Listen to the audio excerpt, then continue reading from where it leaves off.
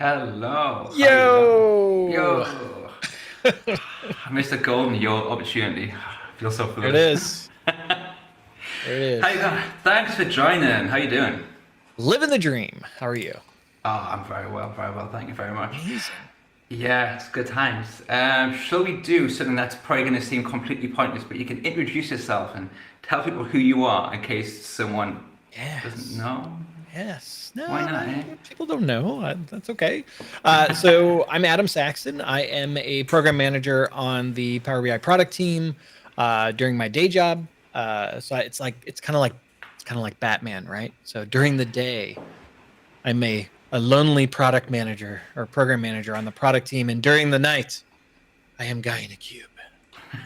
So, so yeah, so we do the Love it. little YouTube thing on the side, and then doing the helping out enterprise customers during the day. Not bad. So that's pretty. Sounds pretty busy. That's a lot like to be Yeah, going on with. Yeah, yeah, yeah. it's fun. Cool. I've got my first question. Thought of it before, and I want to know this.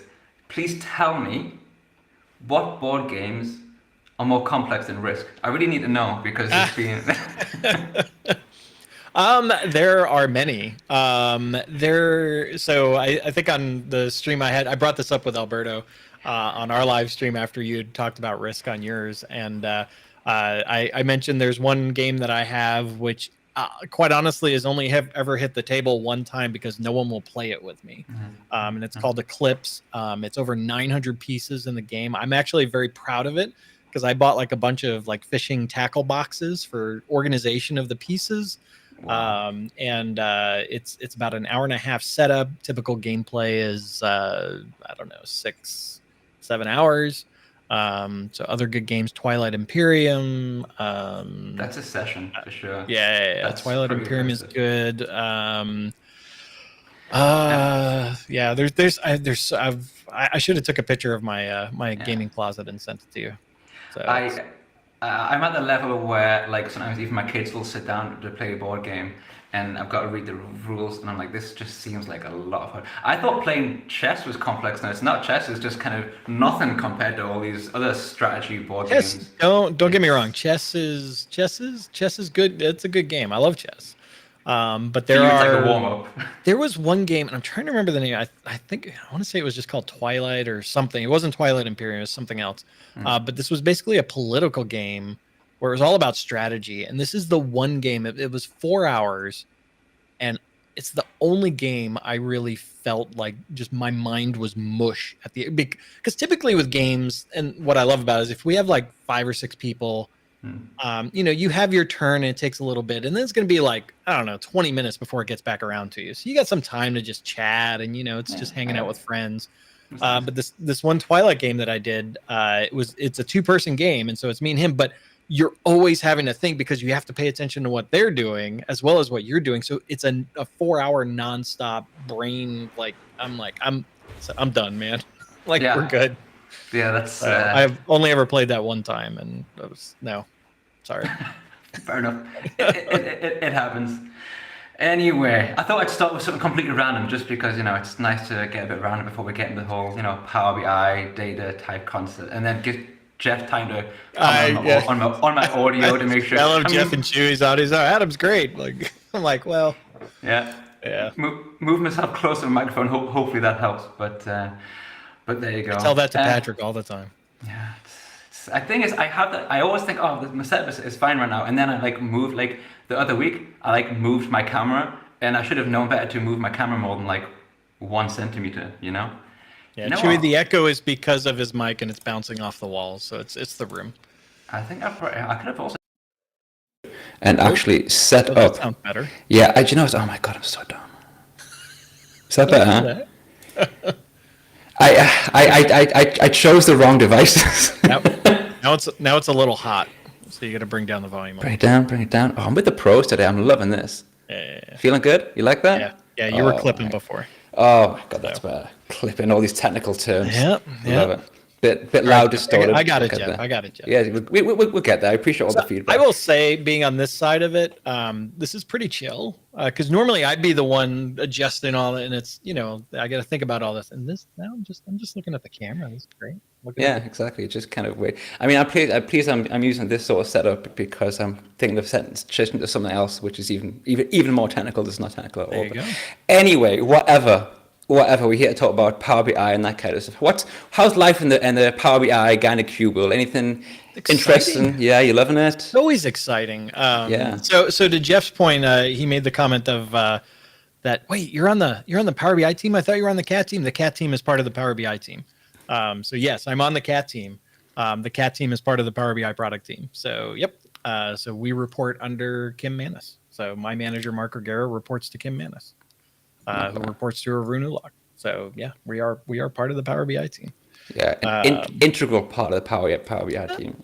I mean, we bring value from working with our customers. We deal with escalations. We do, we do all of those sorts of things. It's the team. It's amazing how the team has grown over the years. And now, like when I joined the team, I think there was like 8 of us. And now just the Power BI CAT part of the team, because we have the Synapse CSE folks as well. Just the Power BI CAT part of the team we're close to 40 people on the team now. So that's amazing. It's crazy how it's grown. Yeah. And what we're working on and loving to see things like what Matthew Roche's team does with working, getting customer feedback and helping with like research and things of those natures. And then Chris Webb and we do the actual direct interaction with customers from just the day-to-day perspective. I think Casper's team is doing more of like they're the specialists. So like Phil Seamark reports to Casper. And for example, like folks on my team, like if we get a deep DAX data modeling issue, my general rule of thumb is, spend like an hour or two if you want to, like, because obviously we love working with the technology and we don't want to do that in a bubble. And we need to stay sharp as well. But if you're going to if it's a longer engagement, pull in Phil, like have him go just focus on that and we can deal with other stuff. So, because we have multiple customers we're working with. And, so that's does the location of the CAT team member kind of depend on which customers they work with, or do you all just like work? Is it all? No, so it used to be chaos, and then we brought order to the chaos. So like I run the Americas, and then I've got 8 people that report to me, and then Chris Webb runs. It sounds more glamorous than it is. Well, maybe it is glamorous. I don't know, but Chris Webb it runs the rest of the world, and so that for what you will. Sounds very Game of Thrones, mate. It is. But I've got the Americas, so it's fine. Nice. And then the way we, at least in the America, so for Chris's team, it's more regional based, so based like on countries and things of that nature. And then for my team, it's kind of aligned to sales segments, and so there's like 8 or 9 segments, and so people are assigned to that segment. So like South, West, Northeast, retail, FSI, that kind of stuff. Amazing. So that's pretty. So like the person working with retail is working with, and we work with the largest customers in the world. So all the big brands that about, those are the customers we work with. So when you think of retail, think about those customers, and those are the ones we work with. I appreciate that hint. I do. I mean, that's who. When you think of financial industry, think of the customers in the financial industry. Those are the ones we work with. I get you. So. Nice, not bad. I'm going to bring up this question by Jeff. I know you can't answer it, but I'm going to. I do know. Of course. I assumed it was going to be like Power BI 2 or something like that. All right. You know what? This the sequel. I'm just going to say it. I'm going to tell the world right now what Will is working on. Yeah. Are you ready, Will? I know you're out there somewhere. Will is working on a really cool product. There you go. Explains it all. First. Amazing. Huge. There you go, Jeff. Biggest reveal we've ever had. I know. Massive. I know. But so it's not going to be the sequel to his Sprout movie, because I was a big fan of Will's Sprout film, which was you just gave it away. I was trying not to say it. I know. I'm going to get sued by Microsoft now for what you're going to do. It was worth it, to be honest. It really was. Yeah. No, I mean, look, Will's on a journey of his own, and I'm happy for him. He's still, he's still in the family, so it's good. Yeah. But yeah, Are you going to make him burn his "I've got the Power BI" T-shirt, or like, or no. opposite, hang it in the entrance frame, in the entrance to the Microsoft headquarters, like they do with Yeah. the NBA jerseys, right? No, I mean I rarely go up to the main campus anyway, so I wouldn't even see it if he did it. So Nah, yeah, one day. I have a question about your dogs because I saw a photograph the other day, and you have several. Seem to be the several is a nice way of putting it, and I don't yeah. think it really exposes the magnitude of it. We have seven. Seven is better than several. Yeah, and they're big That's dogs. They're not small. I don't they like are. small dogs. Yeah, I have So a small I dog. Me like neither. our smallest dog. I think is, and so apologies for our Europe friends, but or people outside of the United States. But the smallest dog I have is 56 pounds. That sounds So expensive, but I'm sorry. That was yeah, too easy. yeah. I'm sorry. I'm sorry. So my largest dog, who's a European Great Dane, Ash, is a little over 200 pounds. You got a Great Dane. I have two Great Danes, Two Great Danes. I love those. When I was a and kid, I used to call them we're flying dogs. yeah, we're jokingly, and I don't know if it's really jokingly, but we are talking about maybe getting a third Great Dane. So Whoa, that is yeah, a lot of dog. it's a lot of dogs. We go through a lot of dog food too. I can about it. Just like throw it on the ground and say, just eat that. This is just Yeah. the So, organization. when we have to go to the feed store to get dog food, we can't go to like the pet store or anything. Like, we have to go to the feed store, and we buy bags at a time. I'm And that imagining lasts this. Sorry. so like we switch between just getting 6 bags or 3 bags at a time, and like 3 bags will last us about 3 to 4 weeks. So it's maybe about like one, and then these are 50 to 55 pound bags My God. of dog food. So My mental image is very much this very, what I consider to be like a US situation where you've got like a big truck, and in the back of the truck it's just like full, yeah. And I think of trucks because every time I watch like soccer, football, and I do it perhaps not on a legitimate place where one watches soccer because I don't pay for it. It's on like a US like sender, as a US channel, and on the advert breaks, it's always like adverts for like trucks. So when I think of US, it's just like these so many, it's just kind of, and I when I watch football, I'm like, I kind of feel like I want a truck now. This is very good advertising. I love my truck. Yeah, It's I amazing. can imagine. It's huge things. Nice. I mean, I would say my truck is not one of the bigger trucks. It's an okay. F-150. So that's kind of the standard truck in the US. F-150. But there are much bigger trucks. So F-150.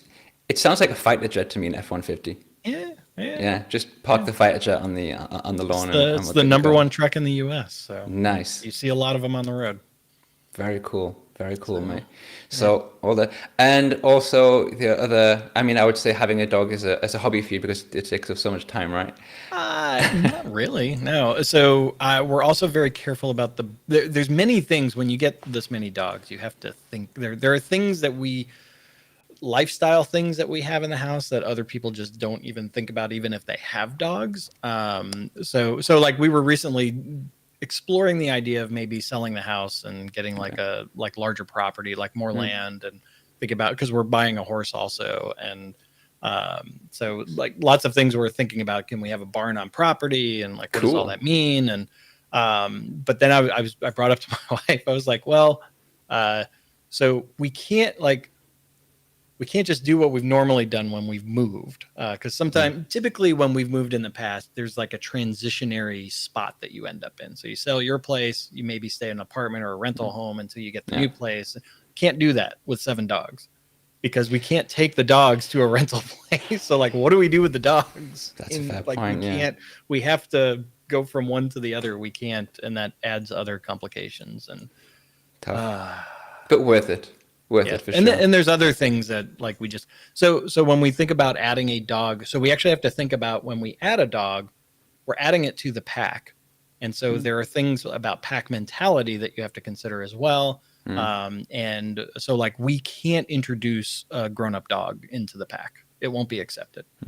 So it has to be introduced as a puppy.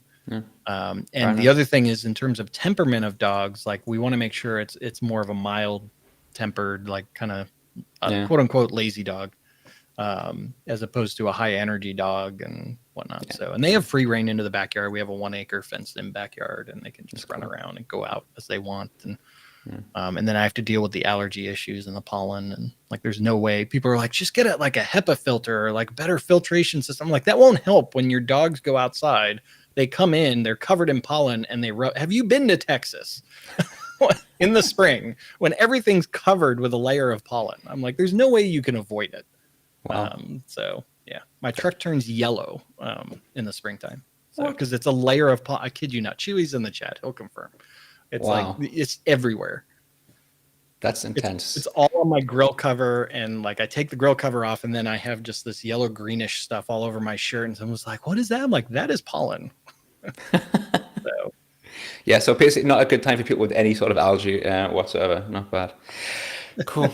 Anyway, so people are in the chat starting to get talk about more Power BI stuff. Yeah, Will's there I don't as know well. if you heard me.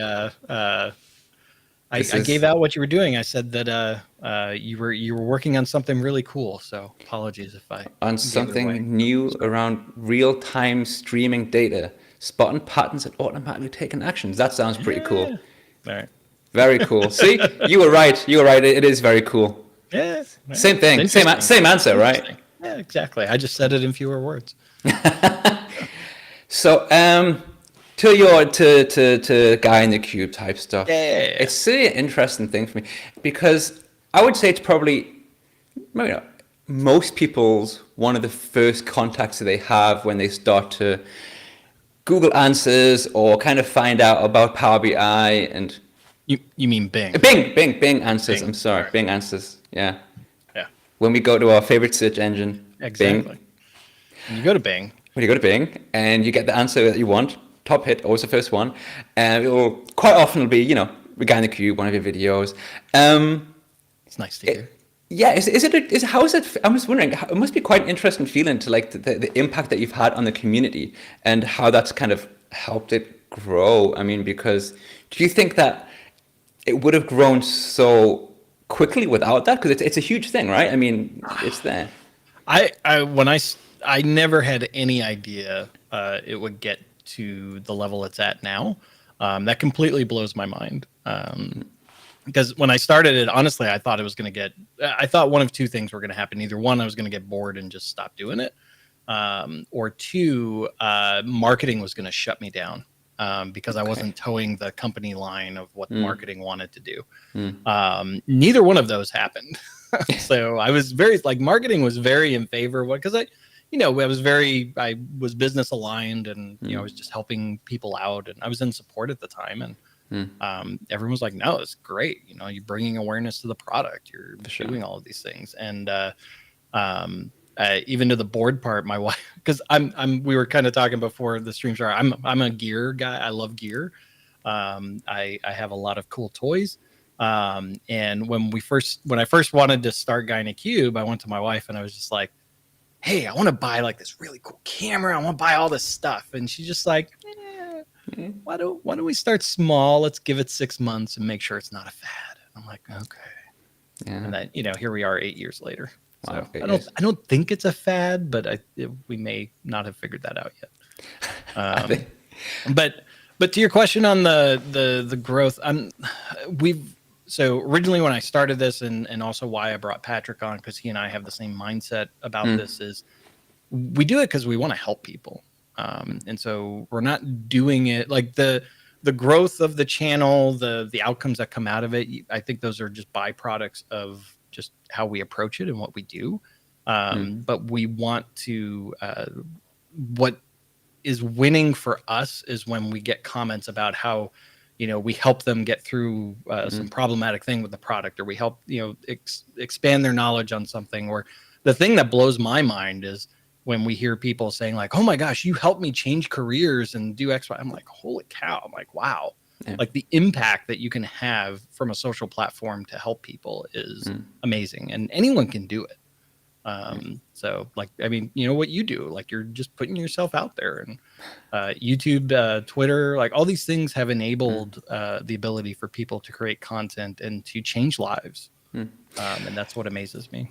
I mean, a colleague of mine, he said what helped him get into Power BI was, he said the first video he watched was Patrick, and he said so. So I had Patrick on a couple of months ago. I was like, that's really cool because that guy started me. But the same with me. I mean, Power BI completely changed my career trajectory. I remember I was speaking to a colleague, and I was like, oh yeah, I don't want to I want to improve my Excel stuff, and I found this like Power Query thing that's pretty cool, and I can do lots of cool stuff with it. And he was like, if you think Power Query is cool, you want to check out Power BI.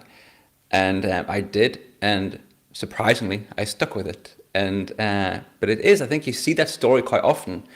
And we've noticed that when people talk about like the non-standard way of coming into working with data analytics, I think it's more standard than people actually think it is, And yeah, it's just, it always interests me. It's crazy what you can do and who you can help and how you can just grow different things. And I've told folks outside of my family, I have two loves of my life. That is Power BI, and it turned into video production as well. And so the ability to marry those two together has been just a testament to what we've done over the last 8 years. So to the point of some of so I had an interesting experience. So typically, Patrick and I during the day, like we interact with a lot of customers. We go to like executive briefings, things of that nature. And it's always surprising for when people recognize us, they're like, wait a second. Wait, what? Like, how is this happening? And so normally in the case of a call, like we don't actively promote, like we introduce ourselves as, hey, I'm a PM on the Power BI CAT team or the Power BI product team. I don't mention Guy in a Queue, but usually the customers mention it. Okay. So it's always cool to hear that. But I was on a call, Patrick and I were on a call with a customer, and I had my camera off. And so this is the weird thing. Like we say Guy in a Cube. People don't necessarily know our names, like Adam and Patrick. Okay. They know Guy in a Cube. And so, and they know who we look like. And so my camera was off. And the person was just like, yeah, we look at all the videos from, the Italians and, SQL BI. They really help us learn. And then also the Guy in a Cube stuff. Thanks for that, Patrick. And then Patrick had actually already dropped off the call. And so I was like, that's interesting. Like, okay. So it was a weird moment of. That's fantastic. Yeah. I love it. I think one of the most disappointing moments I've ever seen from a colleague is I actually started the job that I'm currently working at now. When I applied for the job, I used my Power BI guy email address because, it sounds better when you're applying for Power BI jobs, right? Absolutely. And I remember one of the guys I was going to work with, he showed up to work in the morning and he said, oh, right. Because I heard that we'll get a new person and they said the Twitter thing and I thought it was Guy in a Cube. And I said, you thought that the person who's going to show up to be a data analyst in this company was Guy in a Cube? He said, yeah, I thought it was it. Yeah, I was like, yeah, I'm so sorry to have let you down, but no, that's not who it is. Not who it is at all. So yeah, that was unfortunate, but what are you going to do? Yeah. Very nice. Did you get the job? I got the job. Yeah, I'm still there now. Okay, awesome. Yeah. It was all right. Even though you weren't Guy in a Cube, and they were just like, oh. Even though, yeah. It's like, oh, so now we'll talk to you. Now we actually need to read your CV. That's a lot of hard work, That's funny. This is a question I'm going to throw up. I wish it was a Guy in a Cube for broader Power Platform as well. It is. This is very interesting because they say show off newer hidden features like Guy in a Cube. So I will say that sometimes, sure, I'm on the product team, right? So we hear a lot of stuff. We understand. I'll say we cheat a little bit because we know like what's there, right? But honestly, you would be surprised how many ideas we get for videos and what we show that come off of things like our live stream Q&A and customer comments and just things that we're playing around with and we're trying. And so that's anyone can do that. You just got to play with the product and explore it. And like, so even originally when I did this one, I started it when I was in support. Everything was driven through the customer cases that I had in support. That's where all my video ideas came from. Makes sense. And and honestly, I used the videos. I started using the videos as like my summary to the customer of like what the problem was and how to resolve it. So makes sense. So and there you there are so many times Patrick and I will do something and we'll be like, whoa, wait, did you know about this checkbox? I'm like, no, like when did that must have been added like last month? We're like, it was added in, let's say September, but it was like last year. And I'm like, what? Like we didn't even know it was there. So it's just about exploring the products and thinking about scenarios. I will say it's being engaged with customers at scale. Not saying working with big customers, but just working with a lot of customers. When I was in support, it was always interesting because we saw everything. And then on the Power BI Cat team, it's the same thing. We see the entire footprint of the product. So we're not siloed into a specific area. So why I think this is sometimes challenging for like a data analyst or consultants usually are in a similar spot like what we are, where they see a lot of things. But even as consultants, sometimes you kind of do the same thing for certain customers and you're limited in what you're going to be working with there. So you don't necessarily see everything about the product. But when I was in support and on the CAT team now, I mean, we see everything. And so you get that exposure of the cross-product feel, how it interconnects with other things. And so that helps with understanding certain features that you may not have been exposed to. So very helpful for sure. And I suppose also if you just go back to the whole thing of creating ideas for your videos from your customer experiences, it also just saves time as well. You have to like think about things. It's just a natural part of your job. So okay, that's interesting. Instead of like having to, I don't know, have an hour of your own free time to kind of find something, it's just right there because you've already been playing with it. I'll say sometimes it's the reverse of that as well, is that we're so heads down working with customers that it's like, look, I really want to go spend time working on this thing, but I can't because we've got a job to do. So yeah, fair enough. So. Yeah. Then the other thing too, this is a struggle for Patrick. He's struggling with it more than I am. Is Patrick has really gotten into the deeper side of like DAX data modeling, the internal engine, those kind of things, like advanced Power Query. Like he gets really nerdy on that stuff, and we talk all the time about. I'm like, all right, what's your video going to be for next week? He's like, I have no idea. I'm like, all right, when I'll throw ideas out for him, I'm like, okay, we need to do this. We need to do this. And we're doing like the Synapse videos now. I'm like, got to do this. I'm like, I just don't do that. And he's like, that's not cool. And I'm like, no, but it's going to get views. So I'm like, we got to do. So the views come from the majority of the audience is more, honestly, it's more about intro level content. It's not about the deeper like data modeling at scale. Cause I'm like, okay, who is going to watch this video about scale of data and performance? It's the customers we work with at work, and that's a minority of the Power BI audience. From a overall perspective. So I'm like, yes, it's cool. I like that too, but nobody's gonna watch it.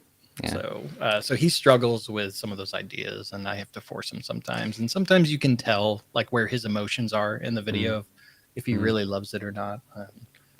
You have this really cool thing that you could show of the really intense Power Query, but it's all about the visual tips. People love the visual tips. The number one video on the channel, even to date, and this video is 3 years old now, is our slicer panel video. Like even if I look in the last 28 days, that is in the top 3 videos for views on the channel. Yeah, and it's been consistent. I was going to reference that video because that's the one that made me realize that, not made me realize, but it kind of made me see that. The thing about your channel is, it's not the fact that you do, very, very complex stuff. You do some of it, but you'll do a video about pretty much anything really. If it sounds fun, you just do it. So it's very approachable for every single level, which is of course helpful for you and helpful for the viewer as well. Yeah, it's just like I know, and I've told Patrick, I'm like, we need to do more in the visualization side, more about like what are people doing when they build actual reports, and that's not necessarily our wheelhouse and like where our skills are, because our skills are more on the back end and like the actual data piece, and so that's why it's a little hard for us. But and why Patrick just doesn't get excited about it. But I'm like, look, that's where we've got to have some of that content and to make it a little more well-rounded and whatnot. It's And this can lead straight on to this question that Jeff has already asked. What problems are customers having with visualizations, or don't they know they're having problems? Okay. Look, some of this is, whenever we talk about visualization problems, there's the technical aspect of it, like what are the limitations with the visuals, or more commonly what I see are about, look, they're trying to do things and just be, trying to like shove everything into a table visual because that's what, we want. We came from this Excel report and we just want to do that. And so they don't necessarily take the time to step back and say, what questions are we trying to answer, or what's the problem that we're trying to solve with this? Instead, we're just like, no, we've got to shove this big dashboard in because the executives want this and we've got to go get it done. And then it's a question of, okay, well, what's the right visual for this? Well, we just have to have a table or a matrix because they want all of it. I'm like, okay, you got like 3 million rows there. How are they even going to interpret that?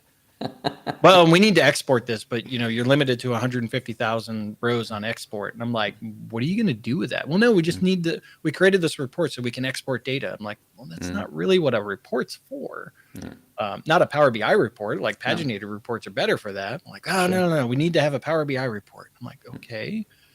So the problems I see with visualizations are more about that. It's like they're just trying to do things with the product that aren't necessarily the right intentions, and just taking a step back. And that happens for a variety of reasons, right? So some of it is, look, there's this legacy report. We're trying to migrate it over. This is what the users are used to. We see this a lot with migration from other BI platforms over to Power BI, whether it's legacy BI platforms or just they're just moving platforms for one reason or another. And they take those best practices that might have been in that other tool and try to apply that to Power BI without stopping to think like, look, if you're saying you're standardizing on Power BI and this is your success pattern, should you maybe invest a little bit in figuring out and applying best practices for Power BI instead of trying to shove, a single table with 800 columns and 85 million rows into a table in a report?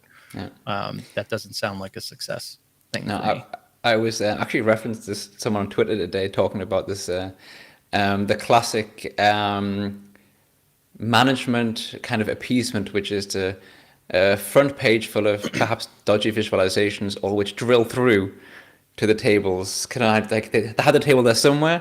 You have visualizations, but as long as you can drill through, and then you have just this. Okay, you want the tables? Okay, I'll do something. We'll have some kind of compromise, which is also not great. When the thing that I've really focused on too is about, because they try to shove everything on the main report. I'm like, okay, well, what do they actually look at? Like, what are the things they actually spend time with? Can we start there and then like have a drill through to like maybe some detail information or another specific view? Like how can we do things to maybe defer things from loading at a certain time, and so impact performance and the ability for it to come up quickly, even when we're looking with large scale of data. So I'm like, yes, if you shove 120 visuals on the canvas, and like someone did that one time, and they called me up, and I'm just like, let me guess, performance sucks. They're like, how did you know? It was just a wild guess. Yeah. And then out of curiosity, it was 120 visuals going against a live connected analysis services on-prem. This was several years ago. And I was like, out of curiosity, how long does it take? About 45 seconds. I'm like, wow, that's good. Like, that's pretty good. They're like, well, what do we do? I'm like, get rid of just scale it down. It down. Yeah. Like, break it up. Like, why do you, this thing is scrolling? Like, why would you do that with a Power BI report? Anything that scrolls is evil. This is just, yeah. I mean, if it's a paginated report, that's fine. Yeah, okay. But I'll a Power BI report, don't do that. No. Please Scroll bar goes away. Someone, so Greg Phillips has just shouted Deneb, which I'm going to bring up because Deneb is, of course, my absolute favorite thing. I refuse about it. I refuse to stop making videos. Sometimes like, should I make a video that's not Deneb? I'm like, no, I'm not going to do it. It's going to be Deneb. Yeah. And also Jeff, of course, will comment as well. Have you had done a Deneb video? We have not done a Deneb video. So, because I'll be the first to admit I'm not an expert in the Deneb visual. I did see, I think it was Jeff or someone else said, or I don't remember who mentioned it, but someone said, "Oh, get Daniel Marsh-Patrick on a video," and I'm like, "Yeah, like I've chatted with him a few times, but I'm not opposed to it." Here's my thing, and this is where I approach content that maybe other people don't, or they don't necessarily think about it. Is I don't like to do just a feature video. They happen sometimes, and it's like, all right, there's not a good way to do this, and we'll just get it out there. I hate when we do that though. I want something with a good story.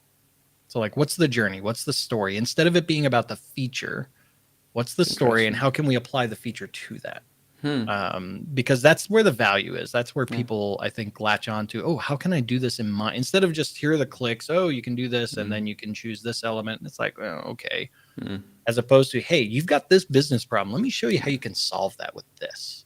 And that tends to have a bigger appeal on things. And so I'm like, I don't necessarily, I haven't worked with it personally. And honestly, a lot of the customers that I work with, I haven't seen that come up. And so I just don't get exposure to it. So I just don't know how to position it. From a general sense, I do, but that's something we'd have to work on. So the other challenge I have is when we bring on guest speakers, and this happens all the time. So Patrick and I have been doing this for 8 years.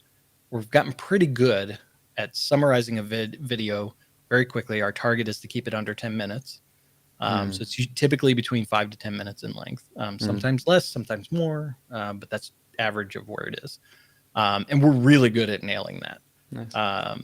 When we have a guest on, I cringe a little. And there have been times at the 45-minute mark of recording, I'm like, we're done. Like, we can't do this. I'm like, stop. And I'm thinking like editing down, we'll whittle it down, but I'm like, I can't, it's too much. And so it's a challenge. It's a natural challenge that I understand where people come on and they like to talk. They haven't flexed that muscle of really summarizing what's the value point and getting that across quickly. Instead of like, what are the top 3 things? And then where can you go to learn more information? Don't spend a half hour just talking about this thing. Because no one's going to watch it. Like, I've seen the numbers. They're not going to watch it. Yeah, sure. And I think that also comes into the whole business case as well, because if you can apply to a business case, like solving a particular problem, it's much easier to be concise. Rather than saying, oh, you can do this. Oh, you can do that. Oh, I forgot about that as well. It's kind of... Well, the other aspect of it that I look at too is I understand people are selfish and they want to know what's in it for them. And what's the value proposition for them. And that's human nature, right? Like like if you think about the things that you watch and then you click off of, why did you click off on it? Well, because you lost interest in it or it didn't have value for you. Okay, cool. And that's where you see those numbers on YouTube videos. You know where they are. And so that's why you've got to keep them engaged and you've got to have value prop. And if you're not delivering on the value, people will abandon. So it's that challenge when you have guests on that it's a lot of work to try and nail that down. And try to be more concise. And there's a lot of times we've cut people off when we've been recording with fucking like we can't. There's been several cases where we've done recording, we scrapped it and said Patrick or myself will just do it on our own because we can't get it with the guest. Sometimes, a lot of times we do, but other times it's not successful. It's the challenge. I would like to ask about something that we were talking about before we went live. We always, every single live chat I ever do, I start to think, you know what it is?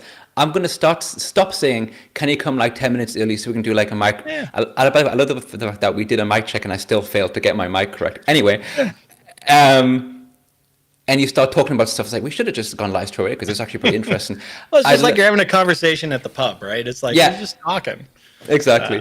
Flight simulators, because you've posted a few times about this on Twitter and your setup looks pretty cool. Is this something that you've always been interested in from a young age? Or? I remember, so I've always played video games. That's actually how I got into computers. Okay. And I do remember, so I'm going to date myself here. So the first PC that we had was a 386. And then my dad ended up buying a 486 and gave me the 386. Nice. And then I had to learn about DOS and all these things. And I learned a valuable lesson about FDisk. It was on my dad's computer though, not mine, so I was fine. And so I remember playing Flight Simulator back then, and it was doesn't even compare to today. But I remember playing mouse and keyboard, and like it was. And it interested me. And I actually wanted to be a fighter pilot. That was the first job I wanted to be. I wanted to go in the Air Force and be a fighter pilot. Wow. That did not come about. I was actually really horrible in school. Had I been good at school and really driven for that, I could have, like, through my grandfather and connections and stuff, like we would have had I could have gone to the Air Force Academy if I really applied myself, but I did not apply myself in school, and it bored me, and I almost flunked out of high school and never went to college. But it was just, yes, I've wanted, flight has always interested me. Okay. And then I just never really got back into it. I stopped doing it, and then I guess it was right around when Microsoft Flight Simulator came out, the 2020, the new one. Okay. That it re-piqued my interest. I'm like, oh, Nice. wow, yeah, I could do this again. Cool. And then I don't do anything lightly, so I always go full board on everything. And I Get just, that. I got a whole like rig for, and it's seriously like, right, I could like lean over and touch it. It's right there. It's very cool. It's really hard to work when it's right there. I can well imagine, actually. Yeah. So I love this Maverick in a cube. How true. Oh man. So, but do you go on like Oh, and Chewy, my flights? 486, it had a turbo button on it. Nice. 486. It was nice. I love you referencing those like 486 386s. 16 mega RAM, and Yeah. we had the 1 meg video card at the time. It was like one of the first video. It was amazing, and the Sound Blaster sound card, all that. Oh yeah. Amazing did all stuff. the cool things. Yes. I remember discovering what the word format meant on that, because also like partitioning and I took my 3 favorite games and I checked to see if formatting would make them better. Did not. So that was a terrible mistake. But yeah, those things were cool. Yeah, but so you're starting to ask about a long flight or whatnot. Yes, exactly. Yeah, so I remember during COVID lockdown, everyone was, and that's when Microsoft Flight Simulator, the new one, came out, and I started getting into it. And I remember, like, I set up. So I like to fly the Airbus A320. That's the primary plane that I fly, and so it's airliner. You're going destinations, and I just remember getting that set up, going on the flight, changing to the wing view, and then just hearing the engine sound in my ear and looking out the window. I was like, man, I miss traveling. And then I was like, it's been a while since I've been up to Redmond for the main campus for Microsoft. So I was like, you know what? I'm actually going to set up a flight from Houston to Seattle. It's about a 4-hour flight, and I flew it. That's awesome. And then people were asking me, or like my kids also, they're like, wait a second. It's real time? And I'm like, yeah. So you flew for 4 hours. I'm like, yeah. Amazing. What did you do? like what are you doing? That's a fair question. For 4 hours, like you're just flying. I'm like, that sounds boring. And I'm like, I was watching YouTube. I was reading a little bit. I'm like, that's what actual pilots do, right? Yeah, I guess. I don't know. But the exciting parts are the takeoff and the landing. Everything else is on autopilot. So you're fine. Do you ever kind of get halfway through such a flight and just to think, I'd really love to try and do like a loop right now. See if I can make this. Not in an Airbus A320. You could try though. That doesn't. Yeah, that doesn't work out too well on an Airbus. I remember like my when I first moved to Germany a few years ago now, I was dating someone, and she really wanted to be a pilot as well, and she had the Microsoft Flight Sim of the day. And she really put in the effort, put in the hours, and I would just sometimes try and do that very thing, try and do a loop on a big plane and fail and try again. Yeah, you're going to stall out before you get it. Yeah. I was really determined. I failed. And I think even the Concorde I tried, but she actually is a pilot now. She last time she's actually working as a bush pilot somewhere in Botswana. So that's exactly what you want to do. So it's really cool. That was her first step. I would say bush flying is fun. Just flying out in the middle of nowhere and landing on the side of a cliff and amazing. So the rig that you have there though, is it being expanded out, or do you have your final? I mean, nothing's ever final. Why would it be final? So I have there's something I found that I would love to buy. It's an actual full replica of the Airbus A320 cockpit. And apparently you can just buy it and it comes to you and you just like put the pieces together at home. It's plug and play and crazy expensive. So I'm going to put that on my Christmas list. We'll see if we get lucky. My expectation is that it's going to be a hard no. I'll keep my fingers crossed. If you don't ask, right, you never know. Exactly. You got to set that bar somewhere, right? So That's you right. ask for something ridiculous, and then the other thing that you ask for doesn't Yeah. seem.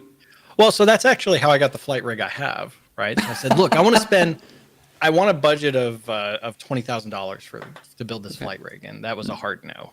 So I was like, all right, I can whittle this down to like 6,000 Pretty good. ish. That's pretty good.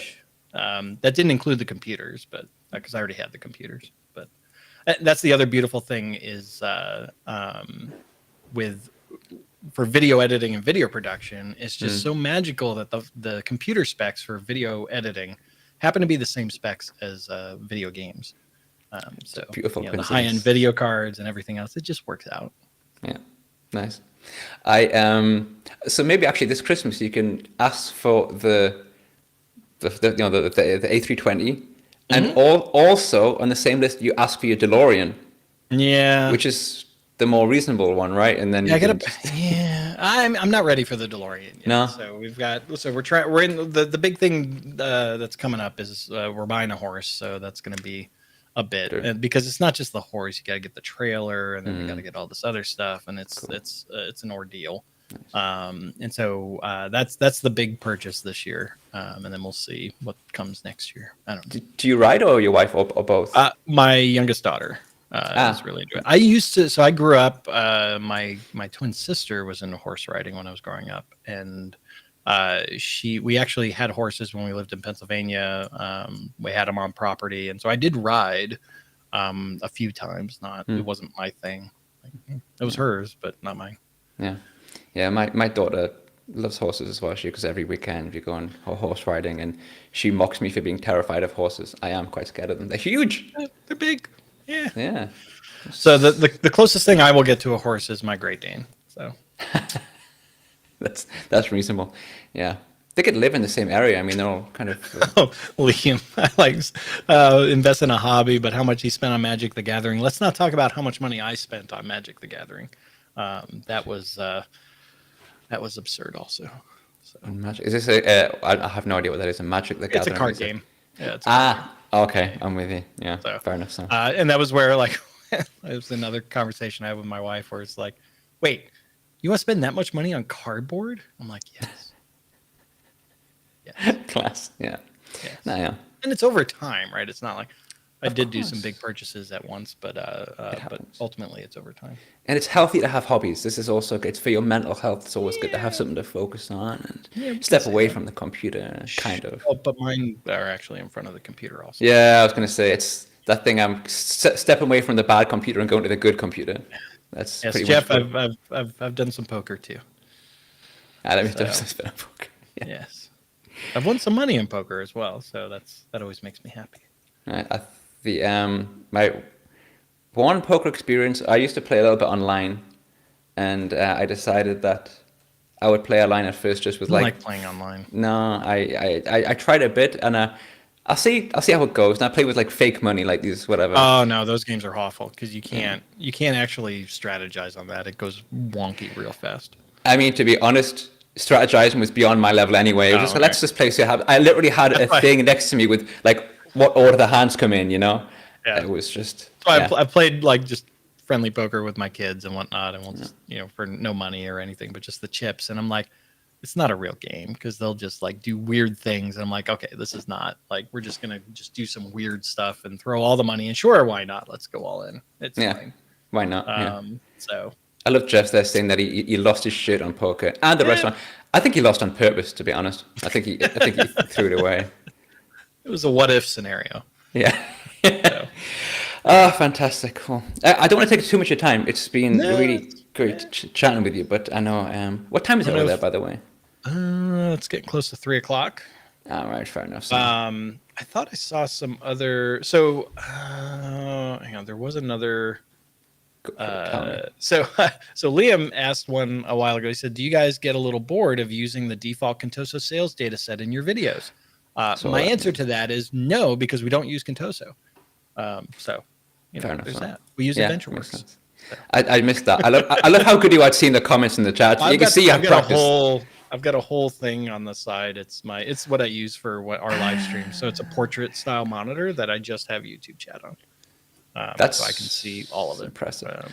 And then there was another one I saw. I feel so at my depth right now. There was another one I saw. Where was it? When you're looking for it, I'll tell you that I just started using rand between for my data now. I just like, okay, I'm just going to pick some random data. Use rand between, pick two numbers. I saw your tweet earlier about like, hey, if you just want some random data, just do this. And I'm like, well, honestly, for a lot of stuff we do, I mean, it's all demo stuff, right? And it's reproduction of certain issues, and it's not. And so AdventureWorks, like for 90% of what we do, like it's fine, and it does what it needs to do. There are other times that we have to do some customized data, but even like AdventureWorks, like Patrick worked on a script where we scaled up AdventureWorks. So we have a scaled up AdventureWorks and Contoso database that's like pretty big. And so if we need to do some like big data stuff, but I'll be honest, even when we demo things like in conferences and stuff, I'm like, don't use the big data set. It's awful for presenting. It's awful for doing videos. Well, so for standalone videos, it's fine because you can edit because if you go to refresh, it's like now you're just waiting. And so in a standalone video, I can cut that out and make it look faster. But if you're actually at a conference doing that, like that's a horrible idea. And so you've got to have some things lined up already to illustrate what it is you're doing, and whether it's smoke and mirrors, smaller data set, or so demoing at a conference or a live presentation you have to think about that. I'll take that tip because I'm actually doing my first kind of non-user group in a couple of months. It's just new stars of data, and I'm doing something for that. So I'll take that tip and remember it. That's the one at Legoland, right? No, that's Power BI Next Step. Yeah, and I'm there as a viewer to watch all the fantastic presentations. I tried to make it to that one, but I couldn't. Yeah, there's a lot at this time of year, I think. We're in conferences. So 2 weeks we're in Orlando at Power Platform Conference, and then 2 weeks after that we're going to be in Europe at Data Mines in Belgium, and then we're at Techorama NL in Utrecht, Netherlands. Wow. And then 3 weeks after that we're in Seattle for Pass Summit. Wow, that's a lot. So, yeah, you're like the Beach Boys. You get around. I'm sorry for that. It's terrible. This reminds me though. You actually 1 second. I like this comment from Jeff. He uses round between for his forecast. I do maintain that you could do that, and a lot of people wouldn't notice. By the way, just round between. There you go. So Alex Richards had one of what's the most interesting problem you've solved for a customer. What's the most interesting? I don't know. There's been plenty that have been interesting. There was one. I remember. So I started doing support for Microsoft when I was in high school, and that was doing Windows 95 support. So that'll give you a time range of when I was in high school. We always, it's consumer support versus commercial support. So consumer support, you just you get whatever. It's crazy the kind of things that you see. And there was one where I swear some people were either drunk or on drugs or something. Like they were not right in the head. And so trying to solve this person's they were having it was some issue with their monitor or something, and he's like, hang on, I think I have an idea. And we paused, and then I hear this and then I hear what sounds like the scrubbing sound. And I'm like, what? And this is back in the day. You couldn't do screen sharing. There were no cameras. There were no it was just you're just on the phone. Right. And I'm like, what are you doing? And he's like, oh no, I thought maybe the problem's with my video card. So I took it out and I noticed there's some brown stuff on the connector. So I'm trying to scrub that off. I'm like, no, those are the copper connectors. You don't want to he's like, yeah, let me put it back in. And then we just heard this, let me call you guys back. And I'm like, yeah. I'm like, what are you doing? God. That's amazing. And this one wasn't mine directly, but it was the most interesting for me. And it stuck with me through the years because it made me think about how I troubleshoot things and how I support things, about thinking outside the box and trying to cut through the noise of what's going on, which is also interesting when I tell you the story. So the scenario was, this is back in the days of the coupler modems, when you put the phone on so if you've seen war games, that's a coupler modem. And so what happened is they called up saying, look, I'm trying to dial in and it disconnects randomly, just randomly. Random issues or intermittent issues are the worst kind of things to troubleshoot because you can't reproduce them, right? And you have no idea what they're doing. And so intermittent network issues were always the bane of my existence. Like I hated those because they always took months to resolve and everyone pointing fingers at each other. And so this person where it was going on, they're talking about things. Okay, can you try and reproduce it? And so, you hear the clicks and the clangs, and then all of a sudden there's like something else in the background. And you're like, wait, what is that? Oh, that's my parrot. Can you move the parrot to the other room? And then the issues went away. No way. Yeah. So it's it's thinking about that, about like, okay, maybe everyone's so focused on the modem and like, all right, the cable's plugged. It was like, no, it's the parrot in the room. Get the parrot out of there. That's amazing. And let's move on. And so in terms of like, I had one last Friday. So I was supposed to be off last Friday. And there was an escalation for one of the customers I work with. And so this issue, it was interesting because it cropped up on Tuesday of last week. And they shared the error message they were getting when they were trying to publish a Power BI report to the service from Power BI Desktop. They were getting like these 500 errors. And then there was this other error. And this goes back to my support days of like, I've seen a lot of stuff. I know like there's intuition there of like what the problem is. It was like a TLS like endpoint like refused or something. It was clearly a network error. So I'm like, that's a network error. That's not Power BI. Something's going on with your network. So I said, look, you've got to like either there's some internal proxy thing or something of that nature that's going on. Can we get the network guys on the phone? And they didn't do anything, and it just went on. And then Friday, full board escalation. And I told them, I'm like, you have to get the network people on the phone, the people that run that proxy. And the minute it took about 2 hours to get them on the phone, and they immediately said, oh yeah, we've been having issues since Tuesday. I'm like, yes, I know.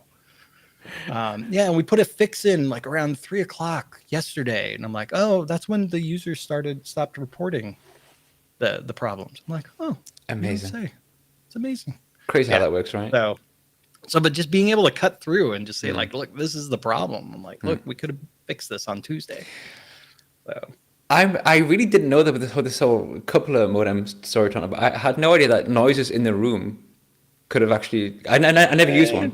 I never used one. So wow. Well, and so it's just there's just different things of like the weird. So I saw there was one case. It was friends of mine that were on it. So this is in SQL support, and they were doing something. I don't know if it was something had to do where this thing went into space. The data, it was a SQL database. It was like in a machine, but like when you're in space, there's radiation, and so you have to like shield things. But apparently it wasn't shielded correctly, and so there were bit flips, and so they were trying to narrow down where the bit flip was happening, and it was some crazy stuff like that. There've been other things where like processor issues where you get weird like stamps on data, and trying to debug that in a debugger. I've done some cool. I love Windows debuggers. Like those are cool. Wow. I don't get to do a lot of that on the Power BI side. So that. Power BI in space is a different thing, though, right? For us, it's not. It is a different thing. Not actual space, unfortunately. Virtual space. Yeah. Not real space. Yeah. My God. So I don't know if that classifies as interesting cases that I've been involved in. We've been in a lot. So it's just always interesting to see what I always laugh when we're in discussions with, the engineering teams, and they're like, they have expectations for, this is how the customers are going to use this product. I'm like, yeah, they're not going to do that. They're going to do something wildly off the wall that you're not thinking about. And it's going to be some crazy thing. And we're going to end up having a conversation later on. Customers are always creative about what they can do with the product, and if they're blocked for whatever reason, they will try to work around that in creative ways. Yes. That's where you see interesting things. Yeah, trying to predict customer or user behavior is, if you could do that accurately, that would be a wonderful talent to have. But well, I mean, I don't think it's possible to do that. So it's more about like the 80-20 rule. Like let's try. Well, we know there's going to be edge cases of certain things, and we're just not. That's not part of the scope. That's not part of the requirements. Yes, can someone do that? Sure, but is that quote unquote supported? No. So for example, like a Power BI desktop file, you can change that to a .zip. You can make some changes in there, and then you can bundle it back up, and it probably will technically work. Is that supported? No, because you have no idea what that's going to do. Yeah. Yeah, I suppose handling user workarounds and that kind of stuff could take up quite a lot of time, because yes, I need to do this, I'll do it that way, and then there's a reason why you can't do it, and here are the reasons, because you've just given me an error. Yeah. So Jeff, that's actually not a true statement. So Jeff said the thing, if you've seen War Games, that was a coupler modem. And he's like, no, it's like, if you've seen War Games, you've used a coupler modem. I actually have never used a coupler modem myself. So I grew up in the 80s, but yeah. I wasn't sure if they actually only existed in the US. Obviously they didn't, but I literally never saw one other than a TV screen ever. Yeah. Now, by the time I was actually like old enough to really use computers, it was the regular modems that everyone kind of thinks about, not the coupler modems. So I've never actually even seen one in real life myself, outside of the movies. But yeah, I saw War Games. There's a guy I follow on Twitter. I forget his name. He's very popular, but he works at Microsoft, and he does videos where he showed some people. He does TikTok a lot, and he went in and he showed at Microsoft they have like this big warehouse or something full of old products and stuff. The product, what's it called? I forget the guy's name. But he basically, Bob? Oh, I don't know. But he has some really cool videos, and he went like they had cool. There are certain things that you couldn't touch because there's only one of them, and it was like this whole warehouse full of it. Looked very cool. It's maybe a religious experience. It would be awesome. It would. I saw that as I want to go there. Jeff asked, do you ever look at a data model and say, seriously, we can't help you here? All the time. And then we try and help them. Now it's a question of like, look, and this is where I mentioned this before about when you're using, like, are you thinking about Power BI best practices? And when we get into that situation, surely they are not. Or they're not. I've always been like, keep it clean, keep it simple. We've got plenty of examples of where that's successful. I've got plenty of examples where when they don't follow that, it's not successful. And so it's, look, we'll point out, here's how you can get to success. Following best practices. Here are our recommendations. Whether they follow it or not, that's on them. Sometimes it's a business decision. Sometimes it's a technical decision. So that's all we can do. We can, as the saying goes, you can lead a horse to water, but you can't force it to drink.